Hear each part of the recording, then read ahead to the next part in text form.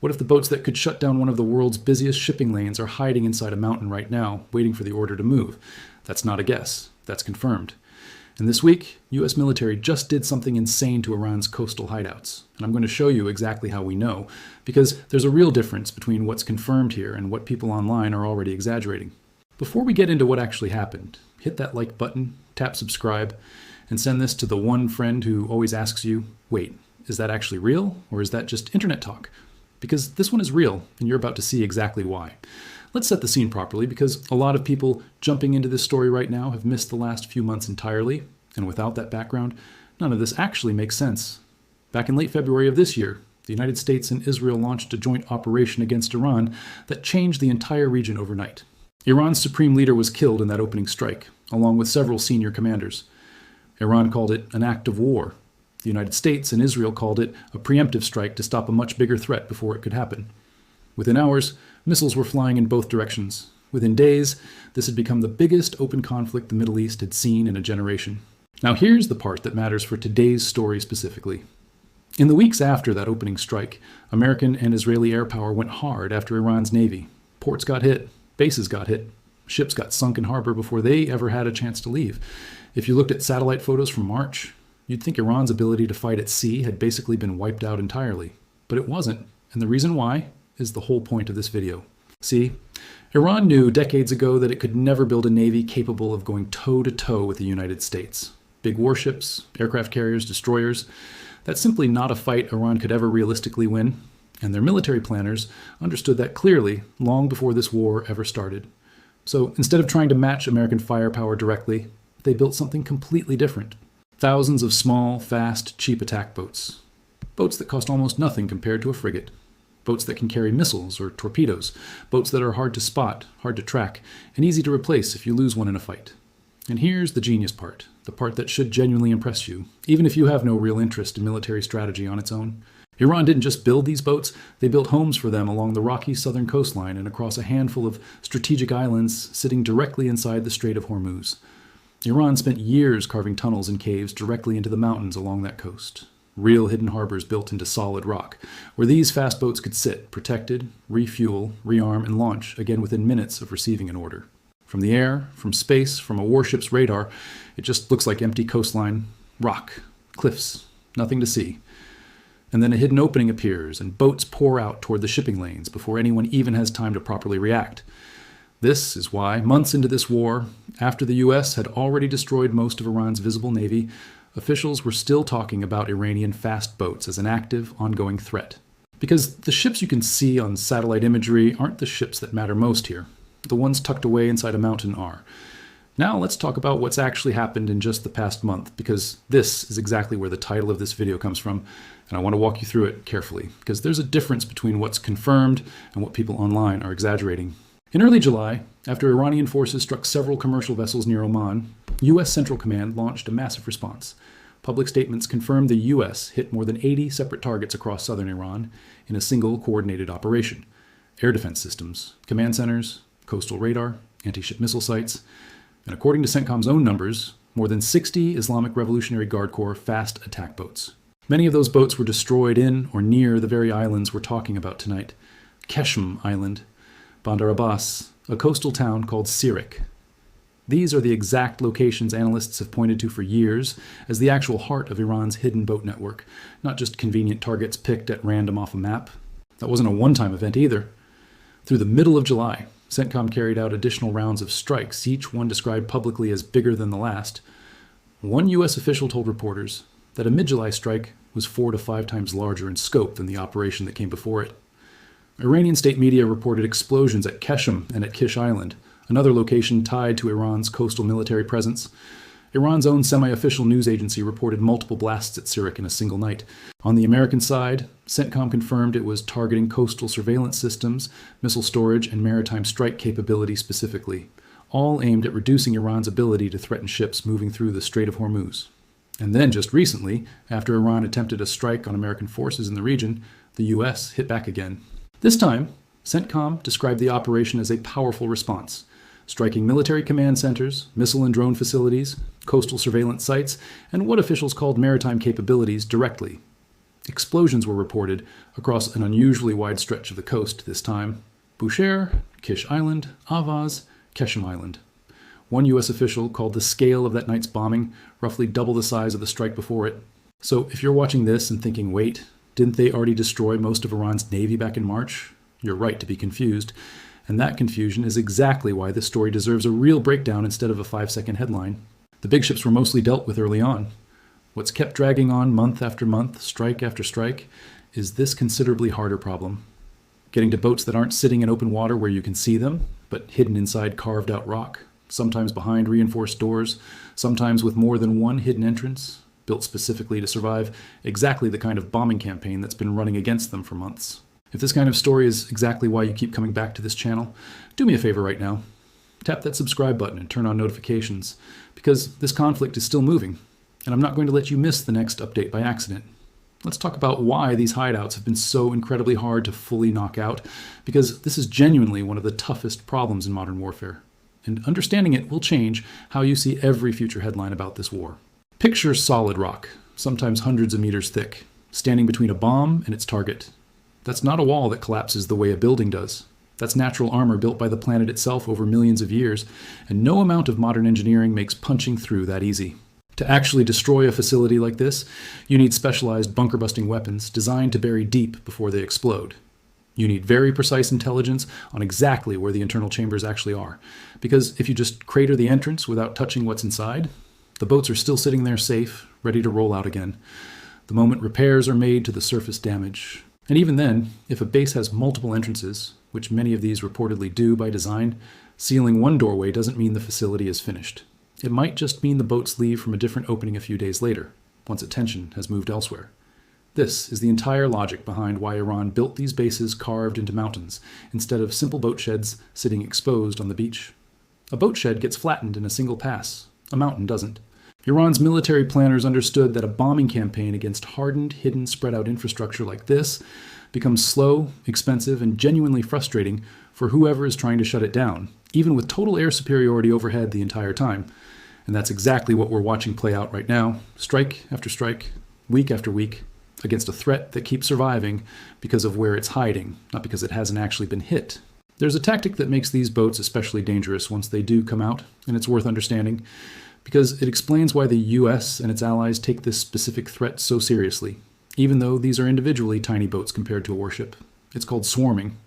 Instead of one boat trying to fight a warship directly, which it would lose badly and immediately, dozens of small boats launch from scattered hidden locations at the same time and converge on a single target from multiple directions at once. Some carry missiles, some carry torpedoes.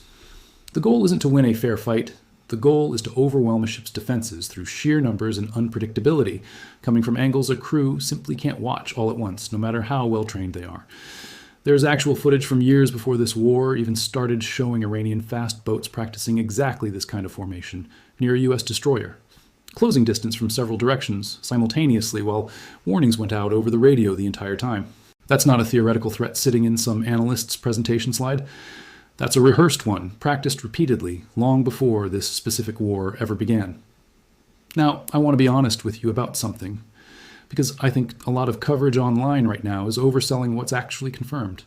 And I'd rather you hear the accurate version from me than get excited about a headline that isn't quite true. What is confirmed from CENTCOM's own public statements and from multiple independent outlets is that the US has repeatedly and heavily struck the military infrastructure surrounding these coastal hideouts. Missile sites, radar command centers, surface boats caught out in the open, dozens of confirmed fast attack craft destroyed across multiple waves of strikes. What I have not seen confirmed anywhere, not from CENTCOM, not from any outlet doing serious reporting, is a specific claim that American forces have actually breached or collapsed the hardened tunnel systems themselves, the actual carved-out rock where boats shelter deep inside the mountain. That distinction matters enormously. Hitting the coastline around these hideouts hard is very real and very confirmed. Claiming the underground bunkers themselves have been cracked open is a much bigger claim, and right now it isn't one the public record actually supports. If you see someone stating that with total confidence, I'd treat it with real skepticism until it's actually confirmed by more than one credible source. There's also a human cost to all of this that's easy to lose track of when you're just watching strike footage and reading numbers off a screen. This isn't happening in some completely empty military zone far from ordinary life. These coastal areas have towns, workers, families living nearby, going about their daily lives in the shadow of some of the most heavily targeted military infrastructure in the entire region. Reports coming out of Iran describe civilian casualties from these waves of strikes, including people with no connection at all to military operations happening around them. That doesn't erase the military significance of these targets. It just means this story isn't purely a hardware story, and it shouldn't be treated like one. Let's zoom out for a second, because there's a bigger piece of this puzzle that a lot of people miss entirely when they only focus on the strikes themselves. Strikes are only half of the pressure campaign running against Iran right now. The other half is a naval blockade. And honestly, it might matter even more in the long run than any single bombing run against a single stretch of coastline.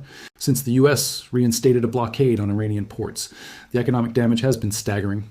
Billions of dollars in lost oil revenue, hundreds of millions more draining away every single day the blockade continues, hitting an economy that was already strained from years of sanctions before this war even started in the first place.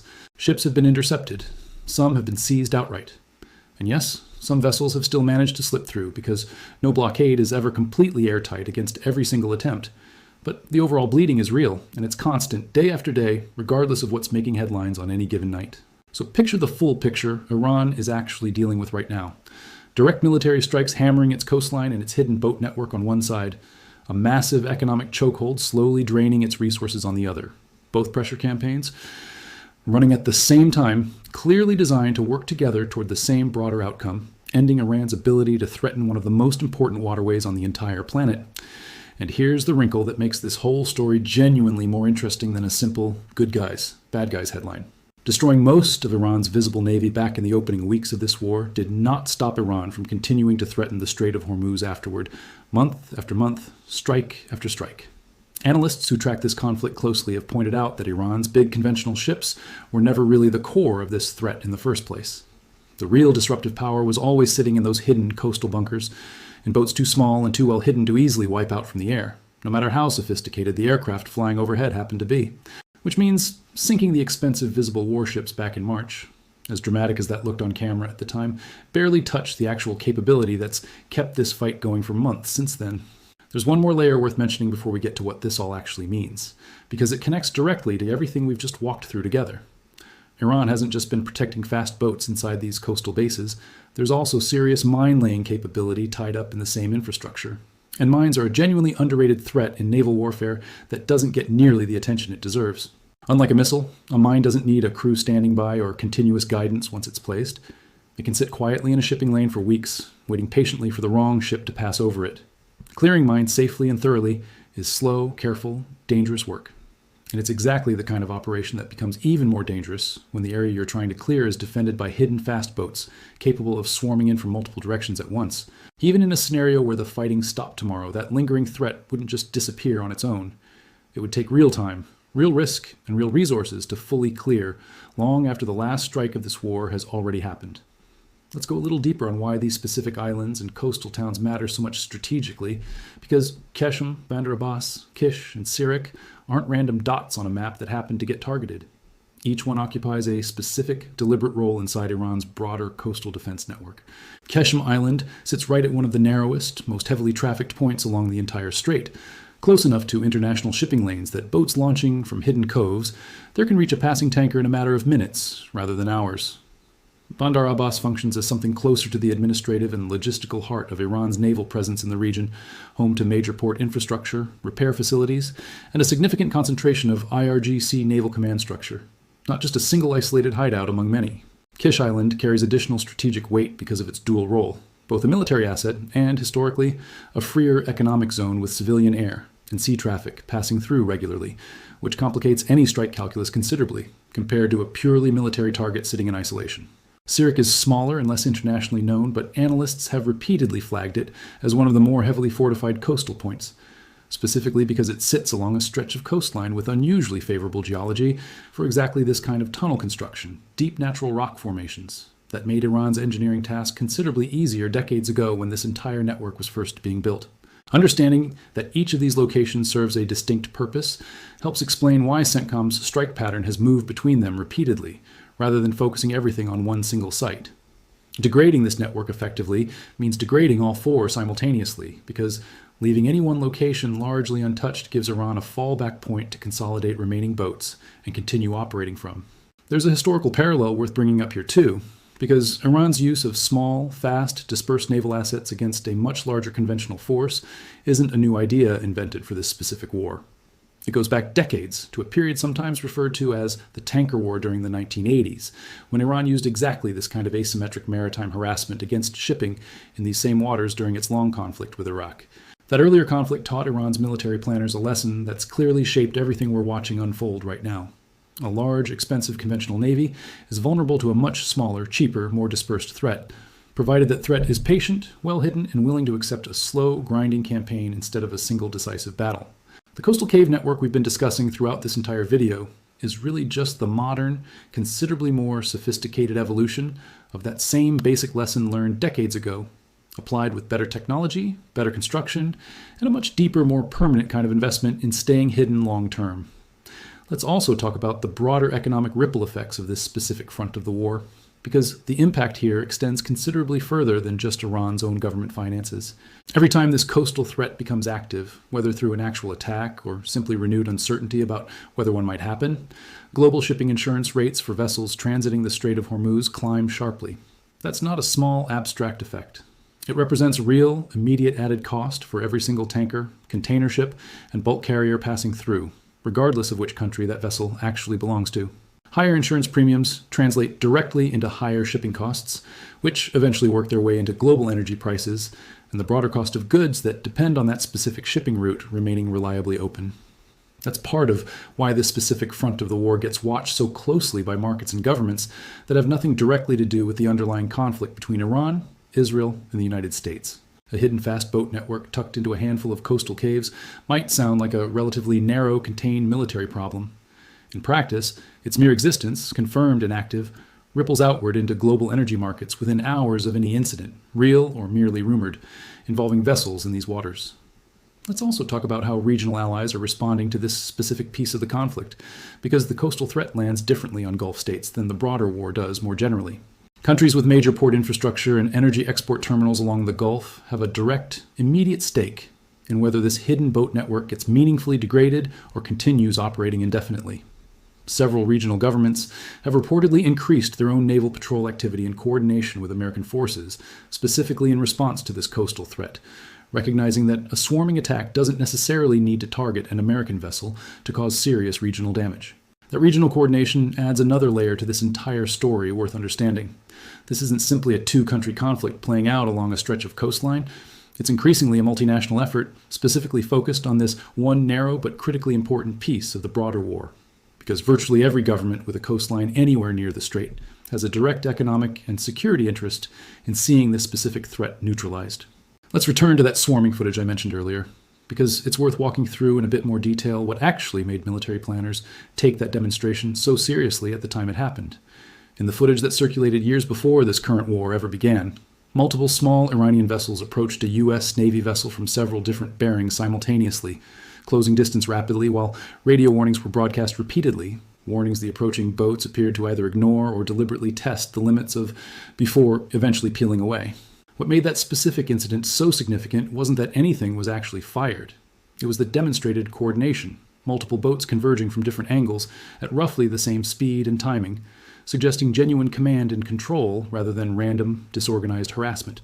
Naval planners studying that kind of demonstrated capability have to assume the worst-case scenario in any actual conflict, that a real attack wouldn't come from one or two boats testing limits, but from dozens launching simultaneously from multiple hidden points along the coast, converging on a target or multiple targets before an adequate defensive response could even be organized.